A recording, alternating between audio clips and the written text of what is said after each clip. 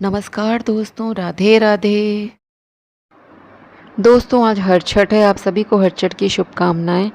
यहाँ मैं भी पूजा करने जा रही हूँ। मैंने यहाँ पे एक चौकी लिया है, उस चौकी पर मैंने एक लाल कपड़ा बिछाया है और सबसे पहले मैंने गंगा जल से वहाँ पे स्थान को पवित्र करा है। अब ये देखिए यहाँ पर ये फसई का चावल है। इस पूजा में फसई के चावल का बहुत महत्व होता है। इसको मैंने पीस के भी रख लिया है और इससे यहाँ पर एक चौक बनाऊँगी या इसको रंगोली भी कहते हैं। ये देखिए फसई का चावल है, तो आप लोग भी पूजा के लिए इस फसई का चावल ज़रूर रखें। इसको अच्छी तरह से धो लें, क्योंकि इस पूजा में इसी चावल से पूजा भी की जाती है, उसी चावल को खाया भी जाता है। हर छठ की पूजा में 6 अंक का बहुत महत्व होता है। हर छठ माता को हर चीज़ 6 की संख्या में चढ़ाई जाती हैं। तो यहाँ जो मैं रंगोली बना रही हूँ वो गोलाकार में 6 की संख्या में बना रही हूँ। इसी पे यहाँ पे छठ माता को हम पूजा करेंगे। हर छठ को इसी पे गाड़ा जाएगा। यहाँ मेरी रंगोली तैयार हो गई है, तो आप भी हर छठ की पूजा में ये फसई के चावल को पीस कर एक रंगोली ज़रूर बनाएं। कुछ लोग गोबर से लीप कर एक तालाब बनाते हैं, फिर उसमें हर छठ को गाड़ते हैं। यहाँ आजकल लेकिन शहरों में फ्लैट्स वगैरह हैं, तो वहाँ पे ये सब पॉसिबल नहीं है। तो आप एक चौकी के ऊपर ही इस तरह से, कोई घर में अगर पुराना गमला हो या और भी किसी पात्र में, आप यहाँ पे हर छठ को इस तरह से पत्तों को गाड़ सकते हैं और हर छठ माता को यहाँ पे स्थापित कर सकते हैं। अब इसी पिसे हुए चावल में हम हल्दी मिलाकर ऐपन तैयार कर लेंगे। उसे पूजा के समय हम इस्तेमाल करेंगे। यहाँ मैंने फसई का चावल रखकर उस पर यहाँ एक प्रतिमा में रखूँगी, जिसमें माता पार्वती, दुर्गा जी, लक्ष्मी जी, गणेश जी, शिव जी, गंगा, यमुना, गौ माता आदि के चित्र बने हैं। इन सब की पूजा की जाएगी विधिवत। और यहाँ पे गौर माता को मैं स्थापित करूँगी। हर छठ माता चाहे मैंने स्थापित करी हैं। मैंने यहाँ पर गौर गोबर की बना के रखी हुई है। आप मिट्टी से भी गौर बना सकते हैं। हल षष्ठी या ललही छठ पर महिलाएं पुत्र की संख्या के हिसाब से 6 मिट्टी के बर्तनों में 6 या 7 भुने हुए अनाज या मेवे रखती हैं। हमारे यहाँ भी 7 प्रकार के अनाज भुने हुए रखे जाते हैं और यहाँ भी पुत्र की संख्या के हिसाब से ही मिट्टी के बर्तनों में रखे जाते हैं, जिन्हें कुल्हड़ कहते हैं। तो जैसे मेरा एक बेटा है, तो मैं यहाँ पे पहले छठ माता के लिए 6 कुल्हड़ों में सतनजा या 7 प्रकार के अनाज रखूँगी और हमारे एक कुल्हड़ में मेवे भरे जाते हैं। तो 7 कुल्हड़ हमें हर छठ माता के लिए रखने हैं और ये 7 कुल्हड़ मैं अपने बेटे के लिए वहाँ पे पूजा में रखूँगी, क्योंकि मेरा एक बेटा है।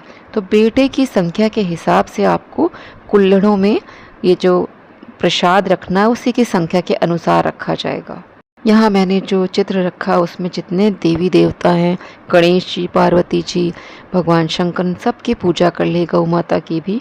इनकी पूजा के बाद मैंने यहाँ जो हर छठ माता स्थापित करी गमले में, उनको भी मैंने पुष्प आदि चढ़ा दिया है, माला चढ़ा दी। यहाँ पे अब मैं गौर माता को रख रही हूँ। एक चांदी का मैंने उनको नीचे बैठने के लिए एक आसन दिया है, उसके ऊपर मैंने माता को बिठा दिया। इस पूजा में कहते हैं एक हल्दी से रंगा हुआ कपड़ा या कुछ गहना आदि रखना चाहिए, तो मैंने एक ये रख दिया है और एक हल्दी का कपड़ा और पीले रंग का रख दूंगी।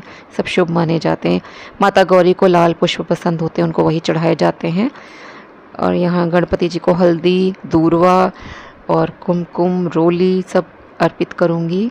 श्रद्धा से आप भी पूजा करिए। ये जो व्रत होता है ये संतान की दीर्घायु के लिए रखा जाता है। इस व्रत में कुछ भी जोता बोया नहीं खाया जाता है।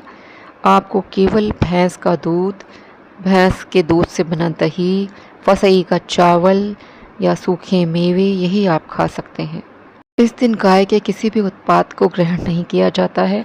दूध, दही, घी आदि जो भी हमें गाय से प्राप्त होता है उसको ना खाया जाता है, ना पूजा में इस्तेमाल किया जाता है। भैंस के दूध को, दही को ही पूजा में भी इस्तेमाल करते हैं और उसी को ग्रहण भी करा जाता है। भैंस के मक्खन या घी से ही फिर भैंस के कंडे पे हवन भी किया जाता है। यहाँ देखिए मैंने विधिवत जो ऐपन बनाया था उसको हर छठ माता जो मैंने यहाँ पे रखी है उन पर चढ़ाया, फिर सिंदूर लगा रही हूँ। यहाँ गौरी माता मैंने पहले ही रखी हैं, आप गौरी माता को भी सिंदूर चढ़ाएंगे, उनका विधिवत पूजन करेंगे। ये देखिए यहाँ पे माता को आप चढ़ाइए, इनको चुनरी भी उड़ाइएगा, पुष्पमाला चढ़ाइएगा। हर छठ माता सभी का कल्याण करती हैं। आज के दिन हमें 6 कहानियाँ भी हर छठ की सुननी चाहिए, तब ये व्रत पूर्ण होता है।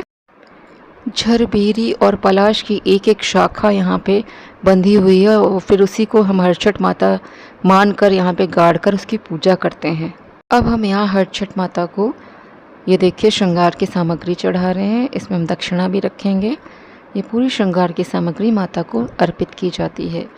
इसका ये भी तात्पर्य होता है कि माता हम आपको साक्षी मानते हैं कि ये जितनी चीज़ें हम आपको चढ़ा रहे हैं सुहाग की, ये हमेशा हमारे साथ रहें, हमें हमेशा सुहागन बना के रखिए।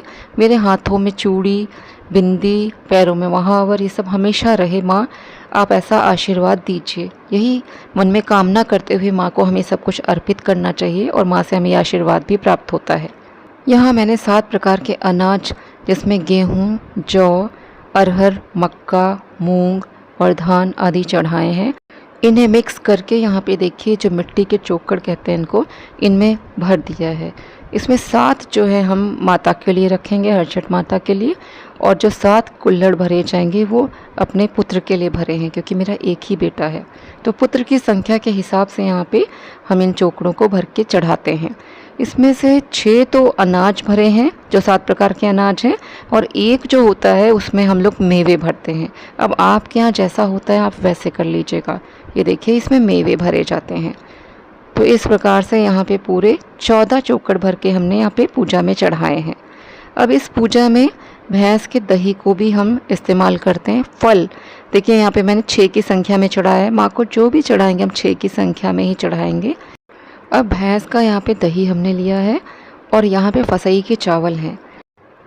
पूजा में महुआ का फल ज़रूर रखा जाता है। अब हम महुआ के पूरे 6 पत्ते लेंगे। उन 6 पत्तों में हम दही, फसई के चावल और महुआ ये निकालेंगे, माँ को भोग में लगाएंगे। अब ये जो पत्तों में निकाला जाता है चावल, दही और ये महुआ, इसको चढ़ाने के बाद जो व्रती महिला होती है उसे ही खाना होता है, उसे ही ग्रहण करना होता है। और बाकी जो हमने चोकड़ में प्रसाद निकाला है वो परिवार में सबको बांट दिया जाता है। ये देखिए प्रसाद माँ के लिए निकाला जा रहा है और ये पूजा के बाद हमें ही ग्रहण करना होता है। ये प्रमुख प्रसाद माना जाता है, इसे अवश्य चढ़ाना चाहिए। महुआ के फल का आज की पूजा में बहुत अधिक महत्व होता है। पूजा में छोटे बच्चों के लिए खिलौने भी चढ़ाए जाते हैं और पूजा के बाद इन्हें बच्चों में वितरित कर दिया जाता है। यहाँ मैंने भी कुछ खिलौने चढ़ाए हैं और इसको वितरित कर दूंगी। धूप, दीप, नैवेद्य आदि चढ़ाने के बाद हमें यहाँ पे कथा भी सुननी चाहिए। मैं यहाँ पे धूप दिखा रही हूँ। दीपक यहाँ पे पहले ही मैंने प्रज्वलित कर लिया था। दीपक की पूजा आप अवश्य करा करें किसी भी पूजा में। यहाँ मैंने दिया भी आज की पूजा में 6 की संख्या में बनाया है। ये देखिए यहाँ पे 6 की संख्या में दिए भी हैं। हम इस पूजा में जो भी सामग्री लेंगे 6 की संख्या में। ये देखिए मैंने यहाँ पे उपला लिया है, ये भैंस के गोबर का है, इसी का आज इस्तेमाल करते हैं। फिर हाथ में फसई का चावल, पुष्प लेकर हमें हरछठ माता की 6 कहानियाँ अवश्य सुननी चाहिए। उसके बाद हमें आरती करनी चाहिए। गणेश जी की आरती, भगवान शंकर की आरती, दुर्गा जी की आरती। यहाँ पे पूरी आरती करने के बाद हमें हवन आदि भी करना चाहिए। पहले हवन ही करना चाहिए, फिर आरती करनी चाहिए। इसके बाद हमें ये देखिए मैं यहाँ पर कपूर से आरती कर रही हूँ। अंत में कपूर की आरती की जाती है। फिर जहाँ हम पूजा करते हैं, जहाँ बैठ के कथा सुनते हैं, हमें आसन के पास जल छोड़कर उसे माथे से जल को लगाना चाहिए। 3 बार उसी स्थान पर परिक्रमा भी करनी चाहिए। 3 बार परिक्रमा करने का अर्थ होता है हमने चारों तरफ, चारों दिशाओं में जितने भी देवी देवता हमने उन सब की आरती उतार ली है। फिर जल से 3 बार आचमन करने के बाद पहले हरछठ माता और जितने देवी देवता उनको आरती दिखानी चाहिए। इसके बाद हमें परिवार के सभी सदस्यों को आरती देनी चाहिए। अंत में हमें सुहाग भी लेना चाहिए। 5 बार गौर माता को सिंदूर चढ़ाकर 3 बार अपनी मांग में लगाना चाहिए। फिर 2 बार हमें दोबारा गौर माता को सिंदूर चढ़ाना चाहिए। इस तरह से सुहाग लिया जाता है।